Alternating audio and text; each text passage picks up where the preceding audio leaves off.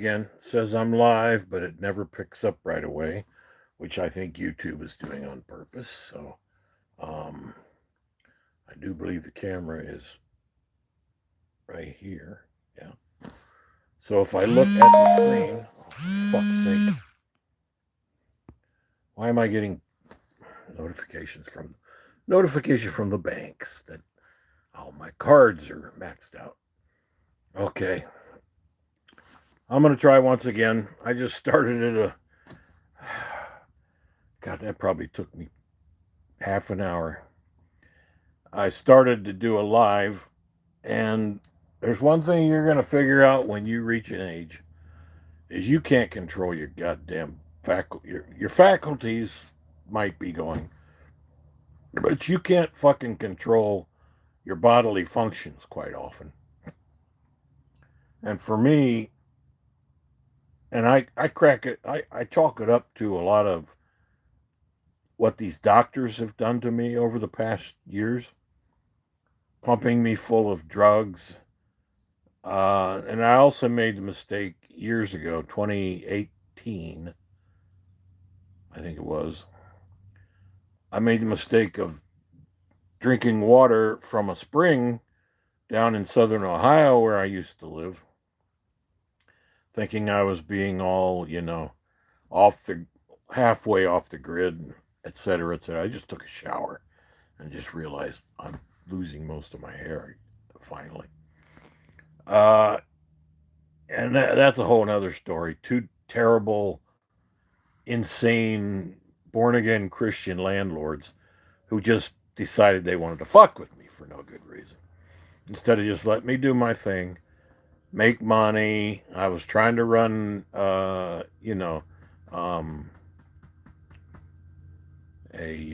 bed and breakfast. I keep forgetting the name of the company that you could do it through.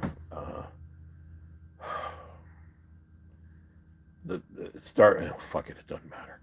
But that all fell through by the time 2020 rolled around. I couldn't deal with these guys anymore. I beat them both in court. They weren't happy, but it didn't do me. I'd rather have stayed down there and made a go of the business because it was actually, I was booking people. People were coming and staying there, an alternative to the overpriced hotels down in Athens, Ohio, where the university is. But again, I'm off on a different tangent. So, because I picked up some kind of evil fucking bug or virus or whatever they're dumping on us, uh, a spring that was flowing, you would think, well, it's coming out of the ground, it's gonna, the rock, it's gonna be filtered and it's gonna be clean. Well, no, no, no. I was drinking that for a good several months, and then suddenly it came upon me uh, that colitis, they call it, different levels of colitis. Well, I just lost control of my bowels, and it went on. It's still happening. Occasionally, I can suppress it, and then of course all these fucking pharmaceuticals they give you just makes the thing worse. I'm not going to try to engage. Oh, look at that! There's 13 people that just went down to 6. YouTube usually doesn't let anybody see me whatsoever. Don't speak like that. That's pretty amazing. Normally, YouTube, it's because they expect I'm going to do something crazy or insane. Well, I'm just going to tell you a little story about what just happened. Besides being incontinent and shitting myself occasionally because I'm old, it's unavoidable. So I, I won't give you the details. I was in the bathroom. I restarted.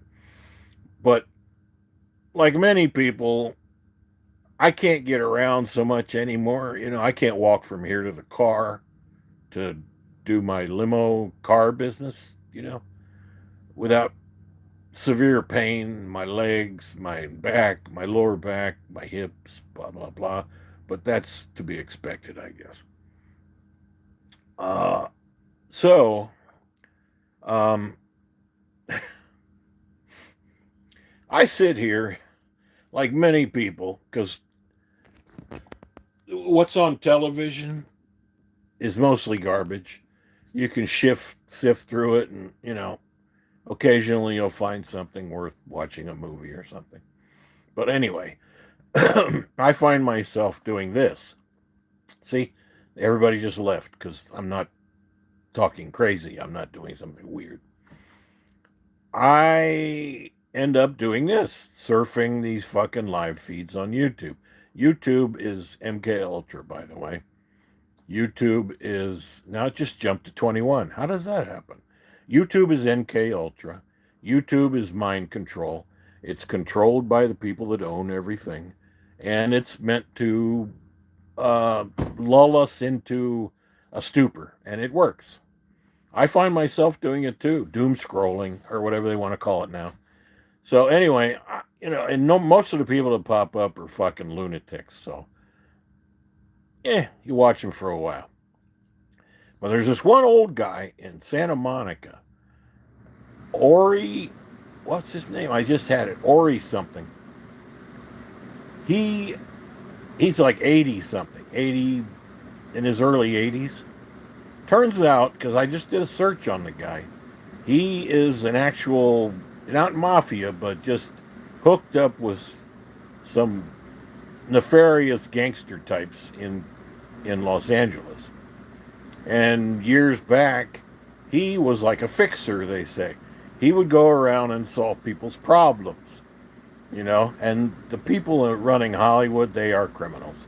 So he was one of the guys they would hire to go out and talk to people or retrieve money or whatever it took, armed or unarmed. Even in California, you can't carry a piece, and they're not going to give you a fucking permit. You don't even need permits now here in Ohio. Most of the states have wised up and said Americans can carry. It's our birthright. Not in California, and certainly not in Los Angeles. Not with the Marxist lesbians who are running it now for the certain tribe that owns everything. But I digress. So this guy, Ori something, I'll find it. He... Oh, you're not in America. Am I the owner of Steam? No, I have not. So anyway, this Ori guy, he was a fixer for producers and studios and the ultra rich and people who got in trouble, that kind of thing. He would go around and fix things. And in 2005, the FBI caught up with him and threw him in jail for 5 years. So he was for 5 years, from 2005 to 2010. I was living in LA at the time. I moved to LA in 2001, the end of 2001, and I left in 2014 because it was a shithole when I got there, but it was a fun shithole. Southern California, the beach, the mountains, driving people, limousine. I did that for most of the time I was there, all the time I was there. And I met some interesting people. One of those people that I met, and this was when I was working for another company before I started my own car service. And, you would meet clientele that didn't want to go through the company. So they would call me directly, go drive their car. One of those guys was named Bernard Pick.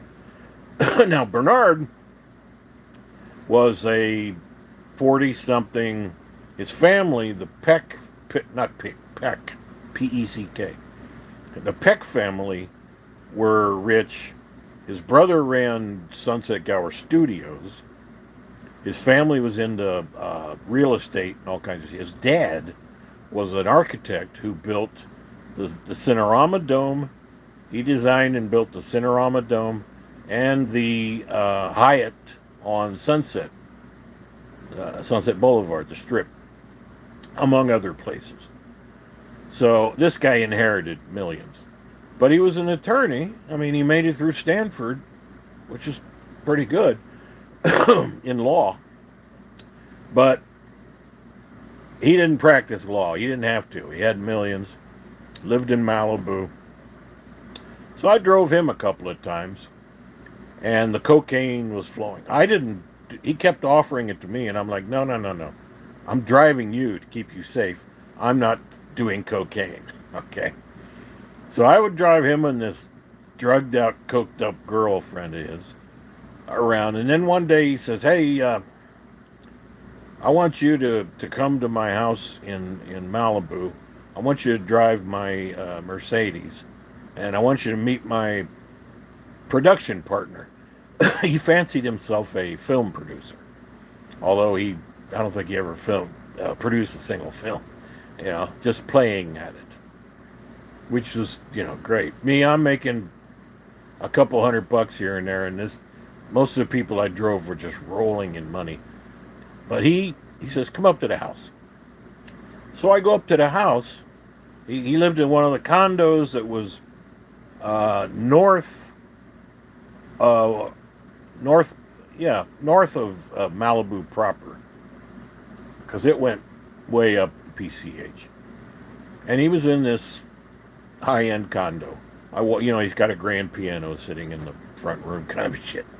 So I go in, and there's a mountain of coke sitting in the middle of the kitchen island, like my much nicer than mine. Big pile of coke laying there, and I'm like, no, no, no. He says, well, I want you to meet my partner. I says, we're making a movie. And I turn around, and it's Henry Hill. Swear to God.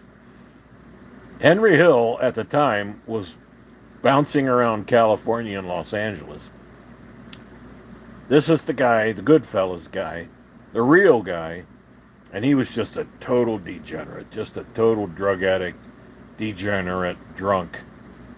How he stayed alive? Because he outlived all the guys he put in prison. So nobody gave a shit about him anymore by the time 2003 or 4 rolled around, which is when it was about that time when I was driving. 2003, 2004, maybe. And, I would take them here and there, and they would just get polluted, looking for drugs mostly. And I'm driving them around. Henry Hill would sit in the front seat, not in the back, and he was paranoid motherfucker. He would spend the entire time just looking around, like over his shoulder, because he's all full of coke, right? Look at that. Everybody left because nobody wants to hear a true story. They want to see something. They want to see half-naked chicks ripping them off for money. So anyway, there's Henry Hill sitting in a car with me and Bernard Peck. And Bernard Peck always wanted me to play this stupid CD. It was Mob Hits, it was called. Frank Sinatra and just this, and over again play this thing. Henry Hill just hung around with him because he was giving him drugs. Henry Hill was partying for free. So I drove him around, and I took him to a couple of places that belong to some actors you may or may not know. I'm not going to mention them again. So, but he says, well, we're producing this movie. He says, once you, we're having a party on the roof. There's a whole place up there, party house, pool, the whole thing. He says, I want you to come and hang around with us. I'm going to introduce you to some people. He says, we're screening a little bit of the movie that we're working on. So I get there, and there's all these fucking, hot chicks and hangers-on and, nobodies from Hollywood.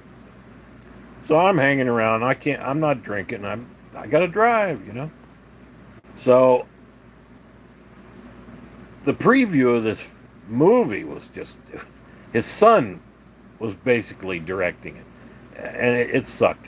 The scene was Henry Hill waking up in the morning in some ratty apartment and he had false teeth.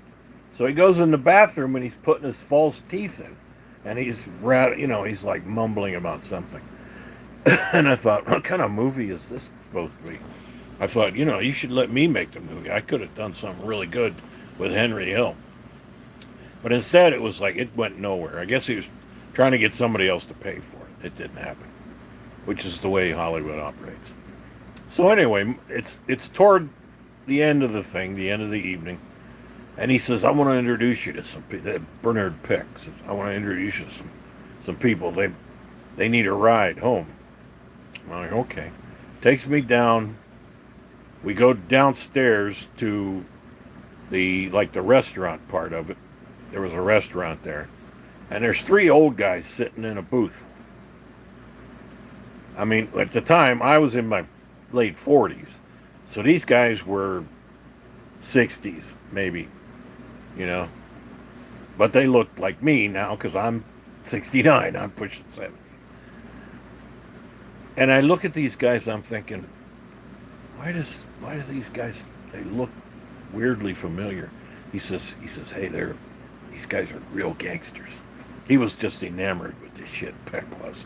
He thought he was going to hang around with gangsters, you know. He says, these guys are real gangsters. Introduce you. And he says, Howard here can give you a ride home. And they kind of look at me like, eh. I'm like, okay, that's all I want to know. I'm Bernard, I don't want to. So I don't think much of it after that. But I'm still driving Bernard Peck and Henry Hill around I went to Henry Hill's house a couple of times.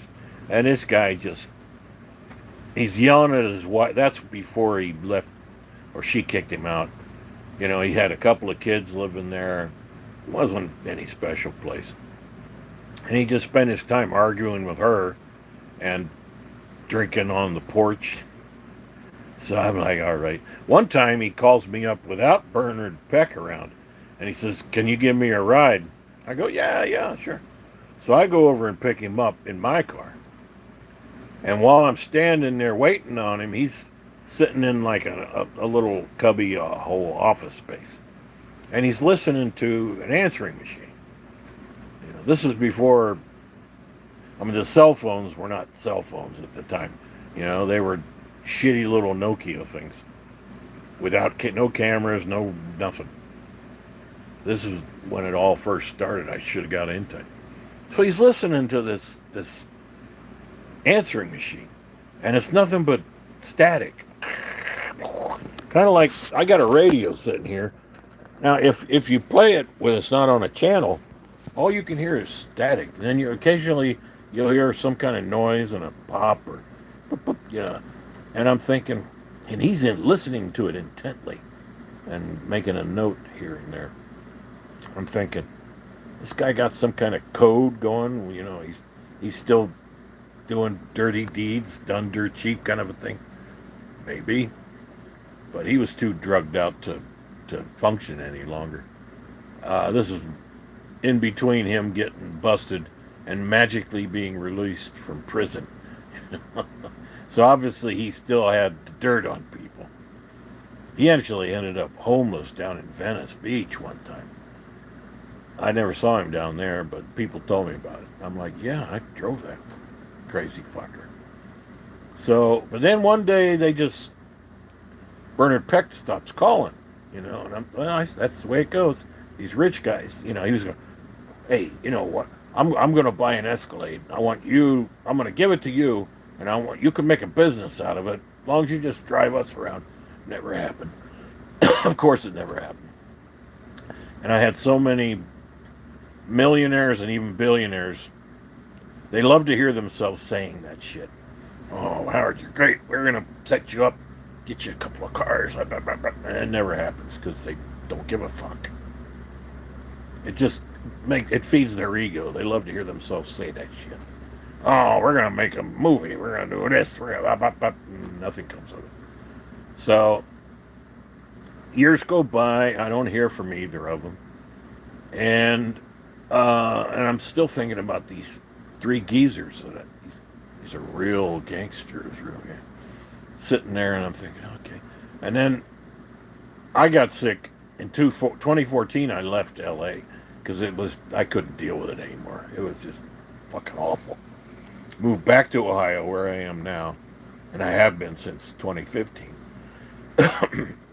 So I'm watching the news, and they say, "Oh, Whitey Bulger, the Irish mafia in Boston, he ratted out a bunch of people. He was a cold murderer, stone cold murderer."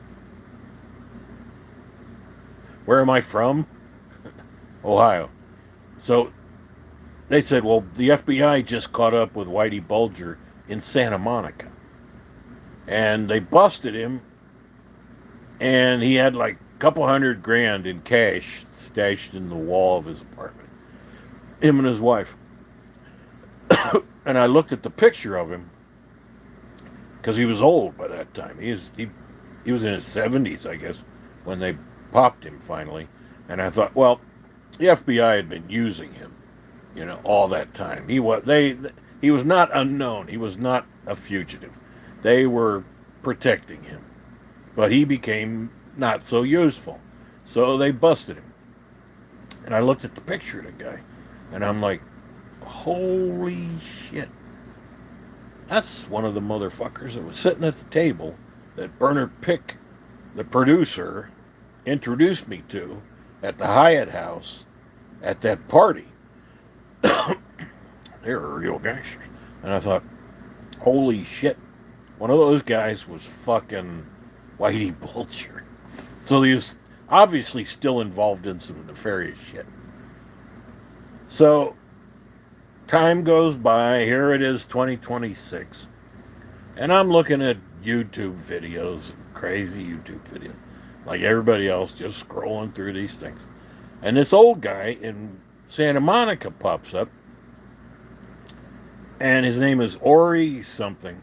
I'll dig it up, put it in the notes, because I can't remember it offhand. I just looked at him. And I thought, wait, this guy looks familiar too. And he's walking around Santa Monica now saying that he's retired. He's 80-something years old now, which the timeline works. And I thought, man, he looks familiar too. And he's talking about how he used to be a fixer for, not the mafia per se, but gangster types and producers who are all crooked in Hollywood. And the rich and infamous who needed something done. When they need something done, they would call Ori. And he would show up at whatever it was and collect for them or do whatever business he had to do. And he was talking about some of this shit on his live feed just now. And it is June, what is it? June something? June 10th, is it? Or no. Oh, it doesn't matter. 2026. And here's this old guy in Santa Monica walking around talking about how he wrote a book. So you can start there. You can do a search on Google. Just say, hey, blah, blah, blah. Ori, O-R-I was his first name. And it checks out. The guy's legit. He wrote a book about it. He spent like 5 years in prison in his 70s when he obviously fucked up or somebody ratted him out or something. Probably somebody ratted him out. That'd be about the same time that all that shit came out about all the producers in Hollywood and their, diddling children kind of a thing. You even talk about this and YouTube suddenly blackballs you. So I'm thinking, this is one of the guys that was sitting at that table. And I was in chat, and I mentioned it. I said, hey, I used to drive limousine in L.A. back in the day, early 2003, 4, or 5, whatever it was. And I said, blah, blah, blah. And he was, he's got somebody who's modding the channel, and they don't say anything. They don't kick me out, but he's reading the chat, and I know he's reading what I'm saying. And I mentioned the fact that, you know, I said, "Are you one of those guys? One of these wise guys that was sitting there?" And then he just decided, well, he's going to stop walking. He's tired. He was out walking out to the pier and back. And I guess when you're 80 something, that's a. So he immediately walks back to his car after I'm mentioning this shit.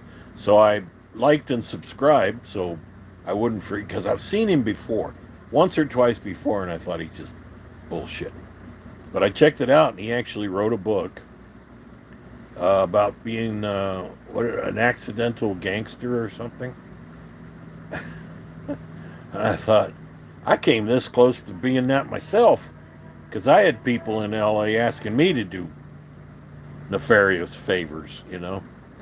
But I never went for it. Bernard Peck and Henry Hill were two of them.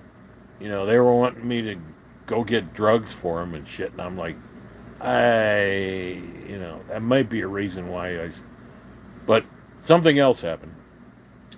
When I split with Bernard Peck, Henry Hill had disappeared again. He's off doing something. He got busted in Oregon or something and magically avoided prison once again. So he's out there ratting people out still, because he didn't. I think he may have ratted out the guys who were there. I'm thinking, wow, that's timeline. Did he rat out Whitey Bulger? Could be, could be. And they got Bulger before Bulger could get him. But he just kind of faded away, died of alcoholism somewhere. I don't know if it was in LA or up in Oregon or something where he was living. But he was out of the picture. Henry Hill was out of the picture. He actually signed. See, this is another thing. I got like 5 of his cookbooks. He put out a cookbook. Most of the stuff, the recipes and stuff in the movie were his. The thing about shaving the garlic and that kind of thing. Too many onions. That was all Henry Hill's. But he burned his bridges. Bernard Peck, however, I thought, because I tried to look him up later. I'm like, I wonder what he's doing now. All that coke he was doing, man. And he was paranoid as fuck. He said, hey, somebody slashed the tires on my Mercedes. And I go, no. I said, they were low profile, And I said, you just didn't put any air in them, and it actually cut the tire. So I ended up fixing his fucking car and shit. And of course, he never bought the Escalade for me. And then just kind of disappeared. I never heard from him again. Well, I came back to Ohio, and you know how you reminisce, you start looking shit. Google, by this time, it was big. And I looked up Bernard Peck, and it said there was an obituary. And it said, yeah, Bernard Peck, attorney, family, survived by family, got brother and sisters, and his dad was already gone, guy that built the Cinerama Dome. And his brother didn't want anything to do with him. His brother was running Sunset Gower Studios, which was huge. And I thought, wow, I wonder if it was probably coke. I'll bet he just burned out and committed suicide, because he was talking about he was suicidal. That's what coke will do after a few years. It'll make you fucking crazy. And so will the drugs, of course, now that they're giving everybody. Back then, they were experimenting on people. Here, take this Prozac. Oh, by the way, you feel suicidal? Like, even saying that word's going to be blacklisted. Oh, yeah, well, take this drug. It's called Prozac. Oh, by the way, side effect is it might make you want to. Brilliant, So I'm thinking, okay, there's some scenarios.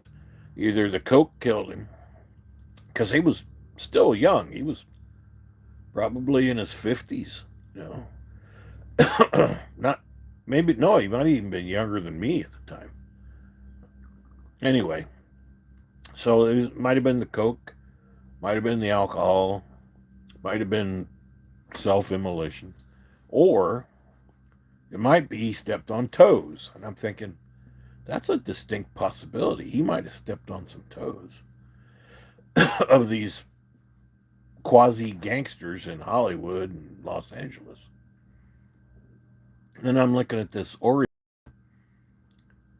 and because I mentioned Bernard Peck and Henry Hill, and he kind of got a weird look because he's talking to the camera of all these other people. He said, "Oh, I'm trying to teach young people to stay away from crime." Blah blah blah. In the middle of it, I'm sticking these comments, and when you're reading, anybody that's reading like I am here, I'm just reading somebody's comment, and I thought, yeah, he got a weird look on his face when I mentioned, that Bernard Peck was dead a year after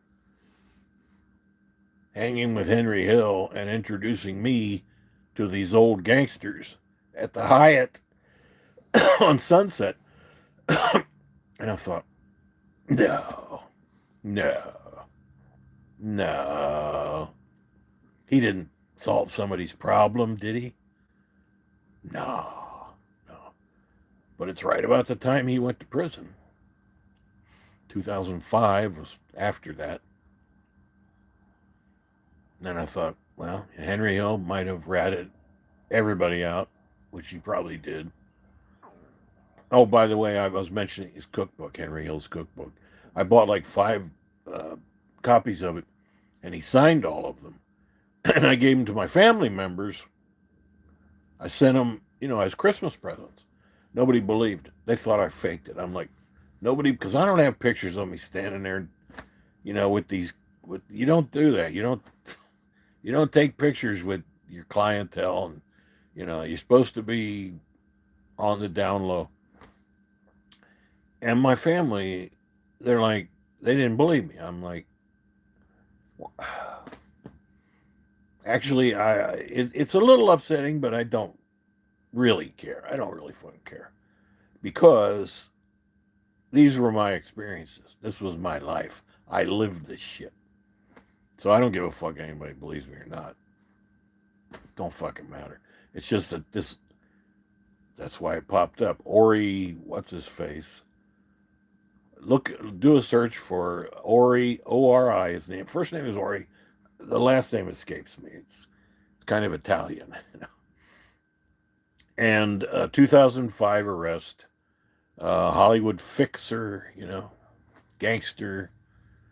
It'll pop up. And the guy's actually doing live feeds on YouTube at the age of 80 something. So I'm like, wow, small world. Man, I've had some experiences in my life. I really have. I look back and it's like, when I tell people, nobody wants to believe what's happened to me in my time. I don't care at this point. I really don't. So, look at that. There's 4 whole people. So that's my story. But I'll stop this live feed so that, it'll post and people can go back and see what I said before you came in. Because a whole lot of people came in at first. This is the weird thing. The YouTube algorithm will send people to you. But when they see you talking about, if you're not a fucking lunatic, the lunatics will be sitting there with hundreds of people just staring at them, because that's how bored and dull people are now. But this story that I just told, true story, nobody wants to hear this kind of shit, Yeah, well, don't matter. Anyway, that's 34 minutes. See that? I'll go ahead and stop it now. But that actually happened to me. Producer named Bernard Peck, Peck, Henry Hill, and Whitey Bulger, and a couple other potential people that I had rubbed elbows with in Los Angeles. This is, wow, 20 years ago already. Fuck. How time flies. Now I'm pushing 70. If I'd have stayed there, well, that's when they crashed the economy. 2008, 2009, they crashed the entire world's economy. My industry collapsed. I managed to hang on because I kept my one Lincoln Town car. Everybody else I knew, they talked into financing new vehicles and they all got wiped out. Anyway. Oh, I've got 2 channels. I can't access the other channel under my name, but it's still up because I didn't have the email, so now I can't. It's still there, but that was all the shit in California. When I was living in California, I was doing videos like this. So 20 years ago, I was doing this very thing, with a a ratty ass camera. This is before smartphones, actually. Jesus. Anyway, that's the way that shit happened. Okay.